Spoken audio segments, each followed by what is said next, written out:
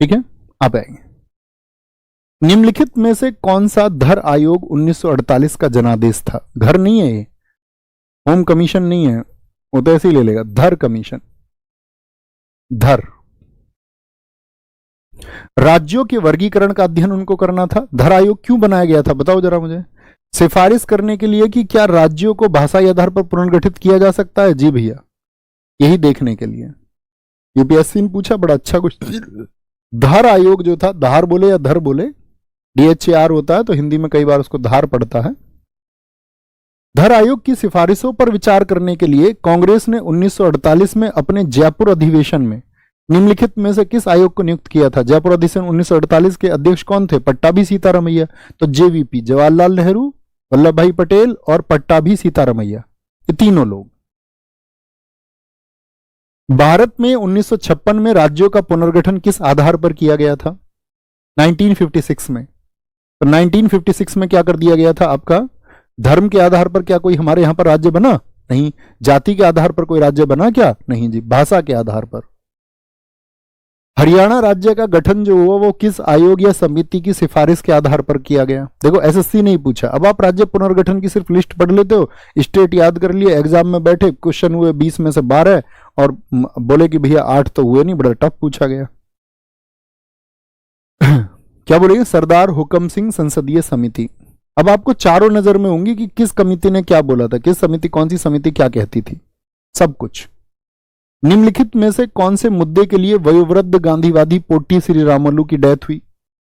वह Simon commission का विरोध कर रहे थे। साइमन कमीशन तो 1928 में आया भैया, ठीक है, उसको हमने बता ही दिया साइमन कमीशन क्या करता था। आप ऑप्शंस पर विचार किया करो। भारत के विभाजन का विरोध कर रहे थे क्या? नहीं जी, वो तो क्या बोलेंगे, भारत के स्वतंत्रता सेनानी थे, भारत के विभाजन का विरोध क्यों करेंगे? मैंने बोला गांधी जी के साथ सक्रिय रहे। वह तेलुगु भाषियों के लिए अलग राज्य की मांग कर रहे थे। अब देखो विकल्प डी को जो पढ़ेगा वह भी विचार करे। वह निचली जातियों के लिए मंदिर में प्रवेश की मांग कर रहे थे। तो ये तो उनका आंदोलन था, लेकिन ये क्या था उनका? मैंने आपको बताया था, ये 5वां उनका हंगर स्ट्राइक था।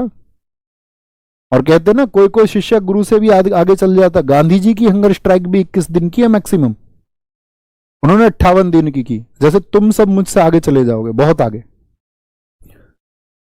तो वो शिष्य का भाव भी होना चाहिए, गुरु से बहुत आगे जाएंगे। वह निचली जातियों के लिए मंदिर में प्रवेश की मांग कर रहे थे। पहले 4 इनके लिए थे, लेकिन जो उनकी मृत्यु हुई है वो 5वें अनशन में हुई। स्वतंत्र भारत में भाषा के आधार पर सर्वप्रथम किस राज्य का गठन हुआ? भाषा के आधार पर आंध्र प्रदेश। आंध्र प्रदेश का गठन किस डेट को हुआ बताएं जरा। अब देखो जब इसको पूछना होगा 1953 1 अक्टूबर को, तो उस हिसाब से विकल्प देगा।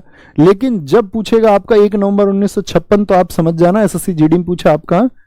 देखो GD भी टफ पूछ रहा है और भी बाकी आसान पूछ रहे हैं, तो एग्जाम में किसी में भी टफ और आसान क्वेश्चन आता है। कभी भी आप एग्जाम का नाम देख के ये आइडिया मत लगाना कि इस परीक्षा में आसान ही प्रश्न पूछे जाते होंगे, बिल्कुल जरूरी नहीं है।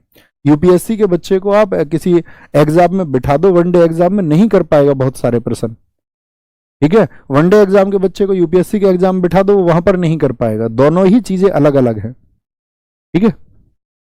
1 नवंबर 1956। फजल अली आयोग का संबंध किससे है? विदेश नीति से, आरक्षण से, आर्थिक विकास से, राज्यों के पुनर्गठन से। फजल अली आयोग का संबंध है राज्यों के पुनर्गठन से, ठीक है।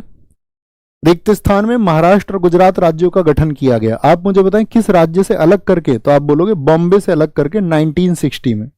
भाई मराठी भाषा के लिए महाराष्ट्र और गुजराती भाषा के लिए आपका गुजरात बनाया गया। पांडिचेरी अब पुडुचेरी के संदर्भ में कथनों पर विचार करें। पांडिचेरी पर कब्जा करने वाली पहली यूरोपीय शक्ति पुर्तगाली थे। एकदम से ठीक बात है, पुर्तगाली थे। पांडिचेरी पर कब्जा नहीं भैया, आप जानते हैं 1961 तक पुर्तगालियों से हमने लिया है, तो किसी अन्य दूसरी शक्ति का आने का कोई मतलब ही नहीं है। अंग्रेजों ने पांडिचेरी पर कभी कब्जा नहीं किया। क्या बोलेंगे? कब्जा कभी नहीं किया पांडिचेरी पर। यह कथन क्या हो गया आपका? यह कथन भी गलत हो गया। उन्होंने क्या बोलेंगे, पांडिचेरी को लिया था पुर्तगालियों से, लेकिन अंततः उस पर पुर्तगालियों का कब्जा रहा। तो कौन सा सही होगा? केवल एक सही होगा ये, और आप इतिहास में जब इसको पढ़ेंगे तो बहुत अच्छे से जानेंगे, अभी सिर्फ प्रश्न रखने के लिए। केंद्र शासित प्रदेश पुडुचेरी के 4 जिले अलग अलग राज्यों में स्थित हैं। निम्न में से क्या उनमें से एक नहीं है? कौन सा वो राज्य है जिसमें पुडुचेरी के जो 4 अंग हैं एक भी नहीं? तमिलनाडु में तो 2 हो गए आपका, केरल में हो गया, आंध्र प्रदेश, कर्नाटक में कोई था क्या? नहीं भैया, कर्नाटक में नहीं है, 3 राज्यों में फैला हुआ है। मेघालय का गठन कब हुआ था? 1972 में। मेघालय, मणिपुर, त्रिपुरा।